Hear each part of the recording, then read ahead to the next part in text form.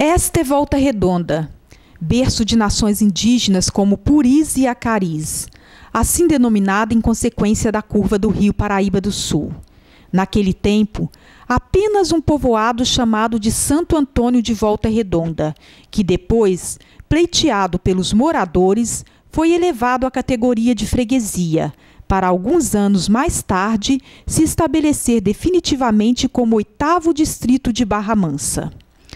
Com a chegada do ciclo da industrialização durante a Segunda Guerra Mundial, foi escolhida como local para a instalação da Companhia Siderúrgica Nacional, a CSN, e a partir daí, os grandes barões de café, barqueiros, escravos e agricultores deram lugar a operários vindos de diversos estados brasileiros, que anos mais tarde reivindicaram a emancipação da cidade.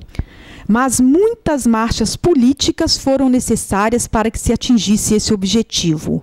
A cidade, que chegou a ser até considerada área de segurança nacional, prevalecendo nessa condição até novembro de 1985, quando se restabeleceu ali as eleições diretas para prefeito, ganhou asas. E pouca gente sabe que a movimentação de hoje originou-se devido à imigração de colonos à caça do ouro que estava em decadência em Minas Gerais, ainda no ano de 1744. E Volta Redonda cresceu, gerou empregos e, atualmente, galgando aos poucos os patamares da cultura, vai se tornando o polo cultural da região, se destacando nos seus projetos culturais como o teatro, a dança, a música, entre tantos outros. Solidariedade é a condição que resulta da comunhão de atitudes e de sentimentos. Movido por esse sentimento, o filantropo Jean-Henri Dunant idealizou a Cruz Vermelha, quando, ao presenciar os horrores da Batalha de Solferino na Itália, criou um serviço de ajuda aos feridos. As ações humanitárias de Dunant em defesa da vida lhe renderam, em 1901, o Prêmio Nobel da Paz, sendo a primeira pessoa do mundo a receber tal prêmio. Dunant não só doou solidariedade, doou também esperança e, através dos seus atos humanitários, deixou para nós a mensagem de que esperança e atitude devem caminhar juntas. Milhões de brasileiros vivem hoje em situação de pobreza no nosso país.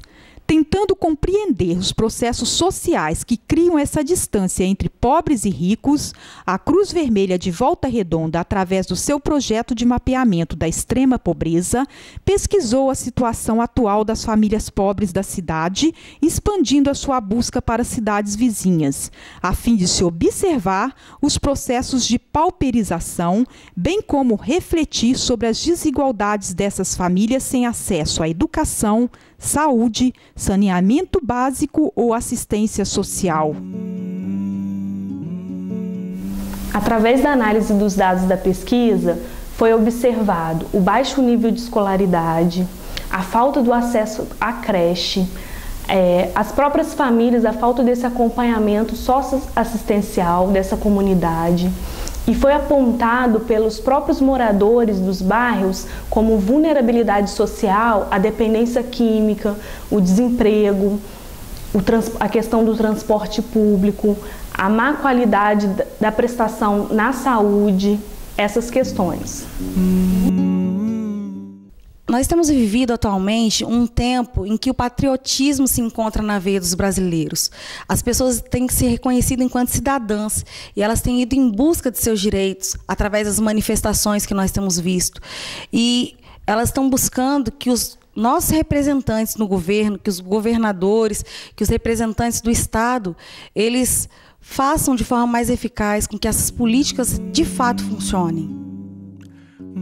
A extrema pobreza não é só na periferia, no centro da cidade tinha falado com a Carla, aqui na Gustavo Lira tem uma família que mora no número 212 aqui em cima, ali a casa é mofada por dentro e por fora, a mulher só tem criança pequena e não tem condição nenhuma, ela é ajudada pela igreja de vez em quando. Às vezes eu passo lá, abro o armário da mulher, não tem nada para se comer.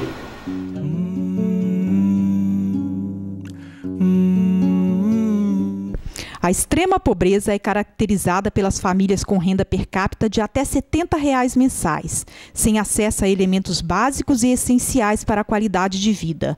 No entanto, há pessoas que, ainda que a renda esteja acima do estipulado para a pobreza extrema, vivem em situação de pobreza moderada, apenas pelo fato de faltar um único desses elementos. Você estudou até que série? Eu estudei até o primeiro ano. Primeiro ano do ensino médio? Isso. E por que parou de estudar? Eu parei porque eu morava com a minha avó, e quando eu fui morar com a minha mãe, no Santo Agostinho, aí na metade assim, do ano, aí eu não achei escola, e depois eu peguei e desisti. Porque eu já tinha ficado metade do ano sem estudar, e depois me bateu preguiça e não estudei mais. O cálculo para que uma família seja inserida como de extrema pobreza é feita através da soma da renda de todas da família, dividida entre o total dos familiares que dependem dessa renda. O que se pôde observar num primeiro momento foi que, enquanto a falta de saneamento básico, que abrange coleta de lixo, abastecimento de água e esgoto, atinge significativamente a parcela da população que pode ser inserida no contexto como de extrema pobreza em todo o Brasil, na zona urbana de nossa cidade e circunvizinhanças, parte da população que vive em condições melhores que os extremamente pobres podem ser incluídos no que chamaremos aqui de pobreza moderada. Aí quando eu junto muita latinha, eu trago aqui para casa, eu maço, igual já tem um tanto bom ali para me massar, entendeu? Ontem eu vendi um pouco para poder pagar o que eu estava devendo aí, né? Que ficar sem luz não dá, né? Aí já acertei a luz, outras coisas a gente vai arrumando aos poucos. E o que vai faltando eu vou comprando. Quando eu cato bastante, eles vêm buscar de caminhão. Agora porque não tem nada ali, entendeu? Mas eles vêm no caminhão buscar material. Aí dá 100, 150, 180 de material. Você tem como falar pra gente quanto você pode falar pra gente? Quanto que você recebe mais ou menos? Quando você levanta por mês com reciclagem? Não, isso aí não tem determinação, porque é de acordo com do que eu junto, entendeu? De acordo com a fatura que eu junto. A quantidade. É desse jeito. Então conta pra gente um pouco aí, como é que é isso? A senhora começou, a senhora casou muito novinha, então como foi? Conta pra gente. Eu 14 anos pro meu filho e pro irmão. Eu falei, eu operei e falei. Mas são todos de um pai só? Não. 4 no pai, 4 do outro, pouco do outro. Opa! O meu filho, porque aos 13 anos eu tive um filho. É o primeiro bebê. Hoje aí a senhora brincou com o bebê, né? Com ele? A senhora não teve boneca. Não tive brinquedo. Nossa, a gente nem conhecia essas coisas. A gente morava lá na fazenda do Osto, era muito mato. Era no meio do mato mesmo, no meio daquele pau. Você entende? Não tinha essas coisas não.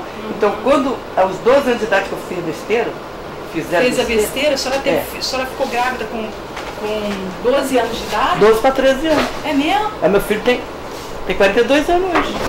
E se não fosse a minha mãe morando perto de mim naquela época, né, em 70, eu não sei nem como que ia ser. É, porque uma criança de 12 anos, né? Eu era uma criança, eu era uma criança. E o pai também era uma criança, né? Ele era mais velho do que eu, ele era 36 anos.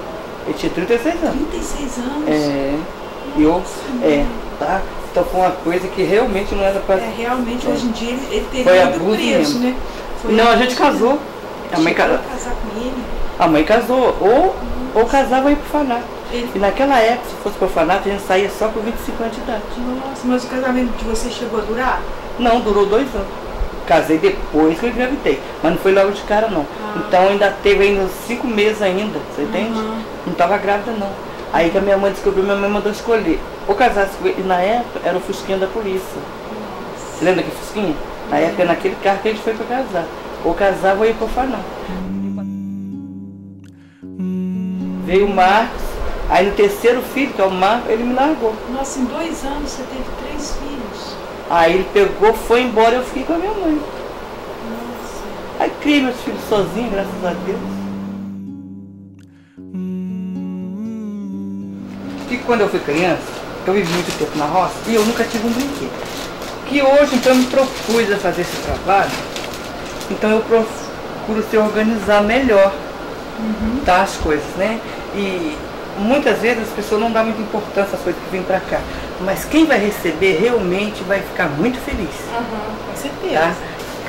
Porque para onde que vai ter das pessoas, vai ter das pessoas, porque você vai se doar a roupa rasgada, a roupa suja, a roupa fedendo, mas as pessoas vão usar, as pessoas precisam. É lógico, não tem condição. Não é porque a gente precisa que a pessoa vai dar pra gente qualquer coisa.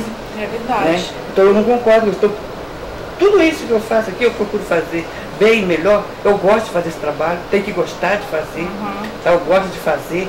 Tá, então é uma coisa que me satisfaz muito. Quando eu entro essa porta para dentro, o problema acabou. Que legal. Isso aqui é o meu sonho, entende? Fico aqui até a tarde, se eu preciso ficar até 7, 8 horas da noite, eu fico. A senhora recupera, né? Eu recupero, você entende? Perna e cabeça, tá, eu recupero, põe roupinha, né? Às vezes até roupinha, ter conseguido roupinha, tá? Então já tem alguns, já tem bastante vestida. E aí eu procuro, limpo e o outro. Só o que não dá mesmo para recuperar mesmo é o que está furado, é o que está rachado, aí eu vou fora. Não tinha, né? A gente não tinha, nem sabia que existia brinquedo. Tinha brinquedo, não tinha nem mesmo assim, condições de comer. Tá? A gente comia só pela misericórdia. Então, mas foi bom, sabe? O que não mata, a gente não se fortalece. Sabe o que é? A gente não sabia que existia uma outra coisa além daquilo ali. Tipo assim, brinquedo. A gente não conhecia brinquedo. Então os brinquedos eram aquilo que a gente fazia, porque a gente não via com facilidade, né? Então a gente fazia o brinquedo de latinha, a gente fazia a bola, sei lá, de papelão, sabe? Mas a gente se virava e brincava do mesmo jeito. De qualquer forma a gente brincava, Isso. só não tem como hoje, né? Que brinquedo bonito. Exatamente, mas a gente não tinha noção de que existia também. Então isso não fazia a gente ser infeliz, entendeu? A gente era feliz com aquilo que a gente tinha, porque a gente achava que aquilo que a gente tinha era a única coisa que existia. Como muitas outras cidades do nosso Brasil, esta também é uma cidade cheia de contrastes. A desigualdade social impera e é na esperança de reduzir essa desigualdade e, ao mesmo tempo, colaborar para a diminuição da violência urbana e da pobreza que a Cruz Vermelha de Volta Redonda pensou, num primeiro momento, em nortear os pontos frágeis, ou seja, identificar onde há pessoas vivendo em situação de vulnerabilidade social, para que se possa desenvolver políticas públicas eficazes. Mas qual a colaboração que as próprias pessoas que estão vivendo essa realidade podem dar? Aí o que eu posso passar para eles é se a causa quebrar algum copo, algum prato, ou até mesmo algum material tóxico, assim, como TV, por exemplo, que tem aquele mercúrio, né? Embalar, porque o caminhão prensa, né? Aí o perigo da embalagem do mercúrio que vem na televisão é perigoso, mas é para os catadores, né? Que estão catando, pega o material reciclável e joga no caminhão. A hora que prensar, eles podem levar, né? Uma descarga daquele mercúrio e aquilo lá é tóxico. Mas agora, a respeito do vidro quebrado que quebra na casa deles, eles podem botar, ou enrolar ele no jornal, botar na sacola, ou até mesmo dentro de uma caixa de papelão e escrever. Cuidado que é vidro. Aí a gente vê que na caixa que é vidro, né? A gente já avisa para as meninas, ó, cuidado que tem vidro. Mas para quem não tem costume, até mesmo na hora de desembalar, né, eles podem acidentar aqui, ó, porque esse aqui corta. Eu dizia que pusesse elas separadas, em uma sacola plástica. Todas as latinhas assim, ó, que é lata que dá acidente, ou pra gente aqui, ou pra eles que estão em casa mesmo, que a gente faz acidente dentro de casa. Agora onde vai, eu vou mostrar pra vocês onde o caminhão despeja e onde a gente faz a trilhagem e aonde vem o ponto de venda. Aí daqui já vai pra dentro. PAD colorido esse daqui. São, aqui, tudo são coisas de vidro de água sanitária, amaciante de roupa, tá vendo? Que tem aqui. Aqui shampoo. O rapaz vem de São Paulo e compra. E leva, mas tem que ter uma boa quantidade para ele levar. Leva um caminhão. Potinho, tampa. Aí é o Cozinha Brava. Olha, esse daqui é o plástico misto. Esse é o nosso papelão de primeira.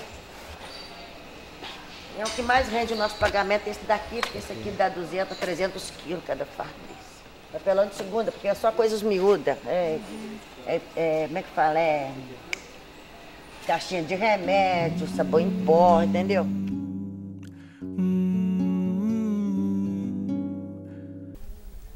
Há 12 anos, o professor e biólogo Luiz Toledo vem construindo uma casa com materiais reciclados, como garrafa de vidro, PET e materiais de refúgio de obra e demolição. A sua intenção de sua esposa Edna, quando vieram para essa propriedade aqui em Santa Rita de Cássia, era construir uma casa boa, bonita, barata, confortável e resistente com esses materiais reciclados. E ele conseguiu. Conscientizar é colocar na consciência aquilo que não estava. Então conscientizou, já tem consciência agora. O resto é exercitar, pô, exercitar. Não adianta conscientizar, você já sabe que aquilo é o caminho, então vai fazer, pô, né? É difícil, porque você, na verdade, você não tem um caminho, porque cada pessoa é uma, né?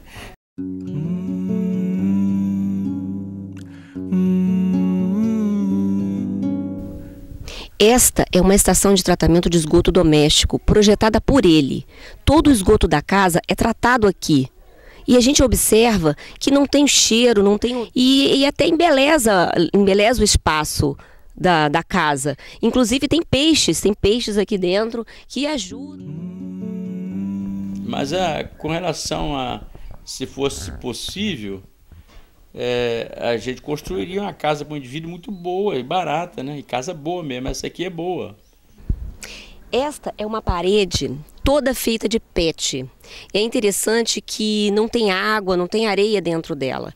Ela é toda feita de PET, vazia, uma garrafa vazia, e parece bastante resistente esse muro. Embora não pareça, este muro aqui, ele é feito todo de material de refúgio de obra. Você vê, chega bem perto aqui, você vê que tem isopor aqui dentro. E tem outras paredes da casa que eles usaram outros materiais misturados para fazer, tipo resto de tênis, de sapato, para fazer essa estrutura. E ela é bastante resistente, que durante todo esse período não se observou uma dilatação, nada que tenha modificado o material. Então ele parece um material bastante seguro. Cada canto da casa tem algo surpreendente, algo interessante. Aqui no quintal, aqui na grama, tem vários pneus aqui. Todo o cercado do canteiro é feito de pneus também. As escadas, porque o terreno tem uma parte íngreme, as escadas também são feitas de pneus. Então todo o material que pode ser aproveitado é utilizado de forma bastante criativa.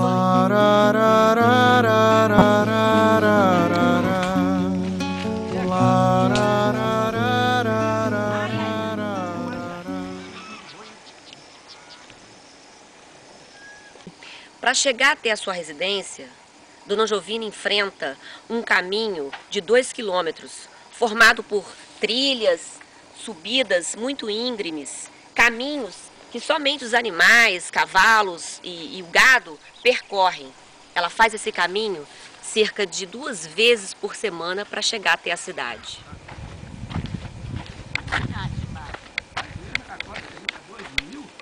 É isso, a Dona Jovina desce aqui nesse caminho aqui, nesse trilho de água, com muita dificuldade, mas ela desce e sobe. Tem que procurar fazer o caminho dela, né? Vamos fazer o caminho dela, né, cara? Independente se tá chovendo ou não, ela faz o mesmo caminho, ela vai na rua e volta do mesmo jeito. Ela não deixa de ir na igreja no domingo por causa de chuva.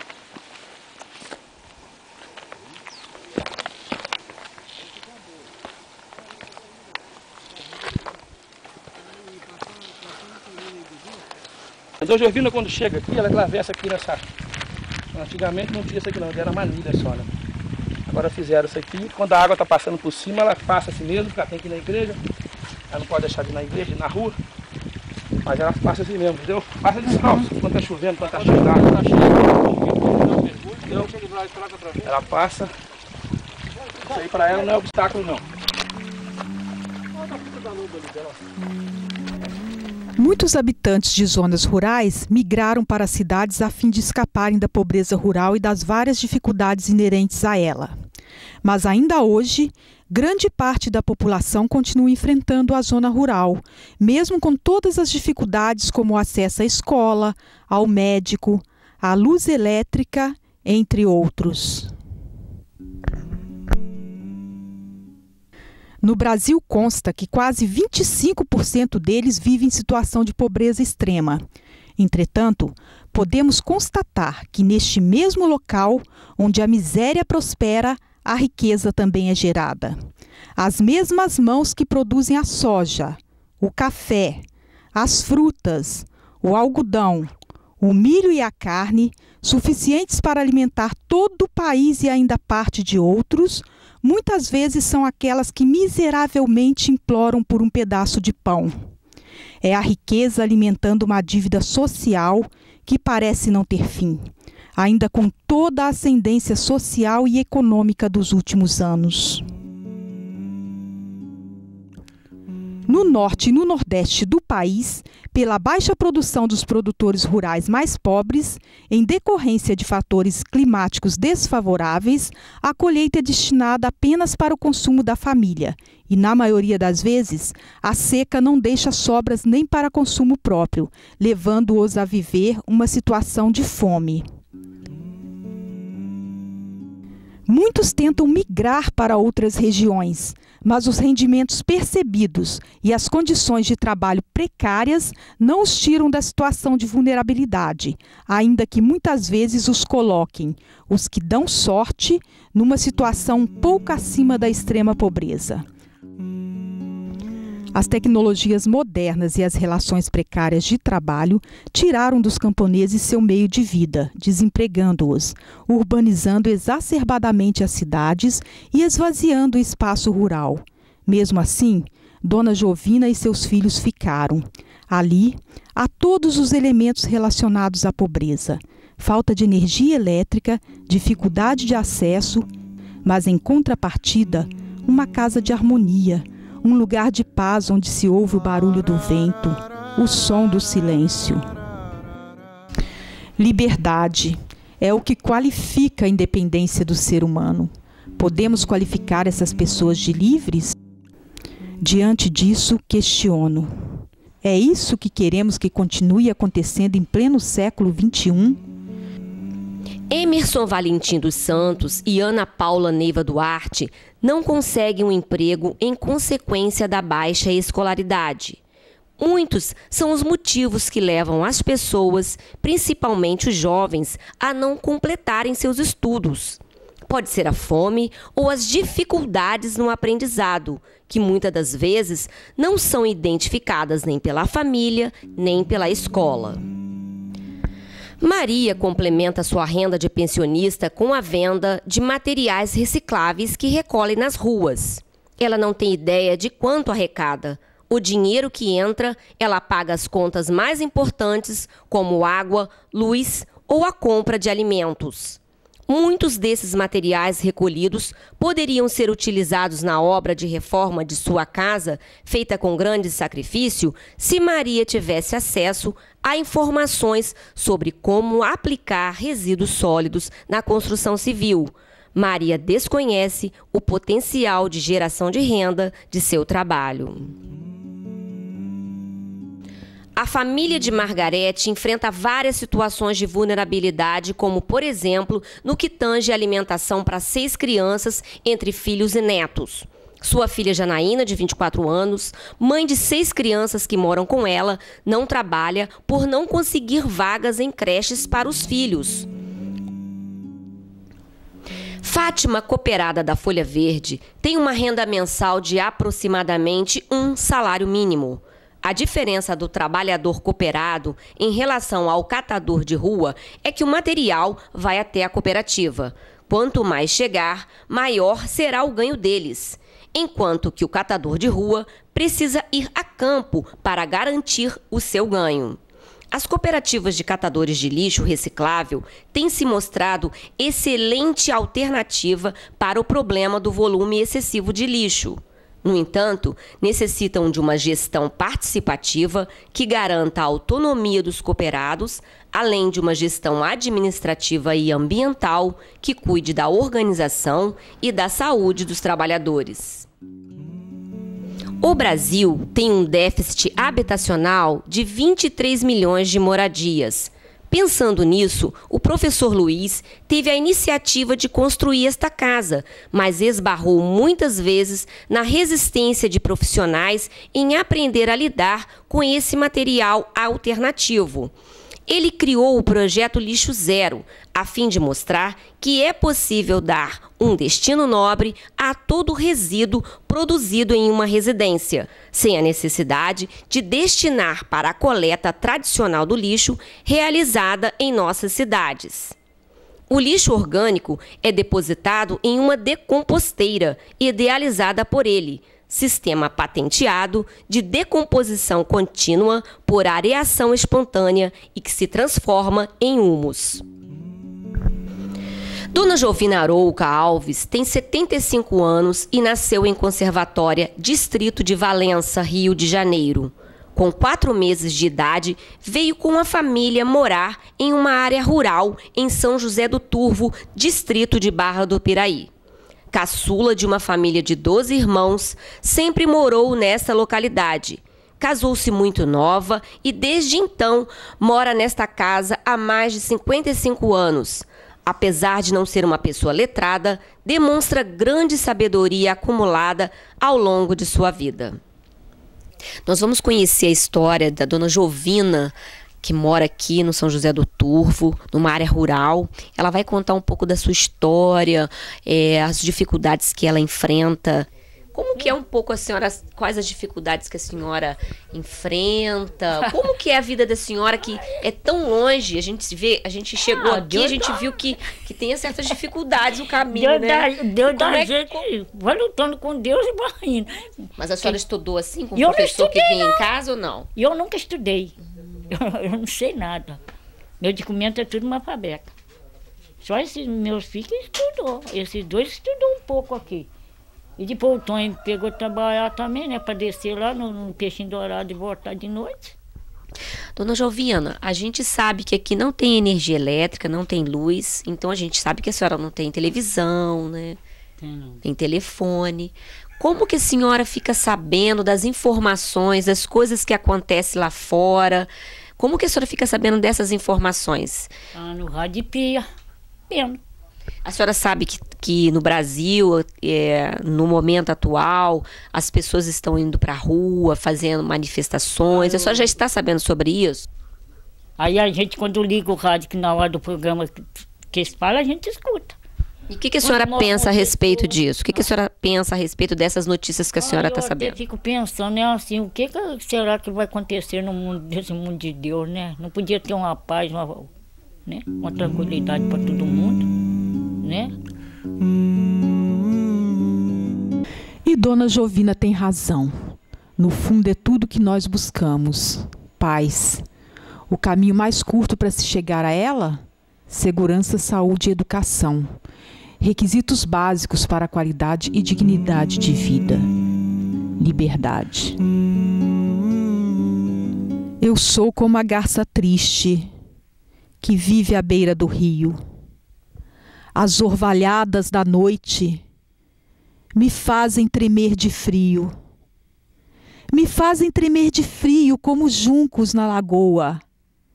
Feliz da araponga errante, que é livre e que livre voa. Você pode contestar a ideia, consertar o prumo da situação. Também pode contestar a essência toda decadente civilização.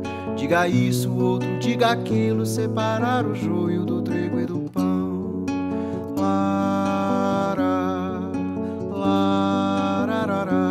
Se quiser que conteste a ciência, fundamentalista de armas na mão.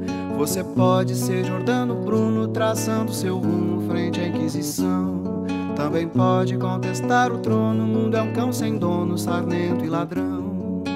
Lara, lararara, lararararararararara, larararararararara.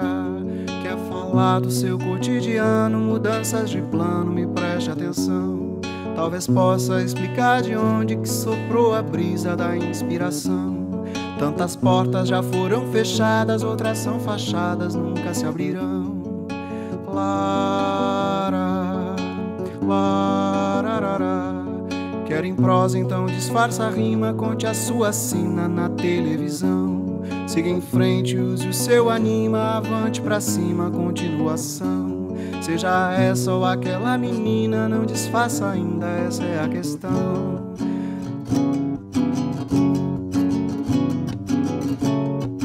Pois toda menina linda é mais linda ainda na contestação. Pois toda menina linda é mais linda ainda na contestação. Pois toda menina linda é mais linda ainda na contestação. Pois toda menina linda é mais linda ainda na contestação. Lararaiararaiararaia, lararaiararaiararaia, lararaiararaiararaia.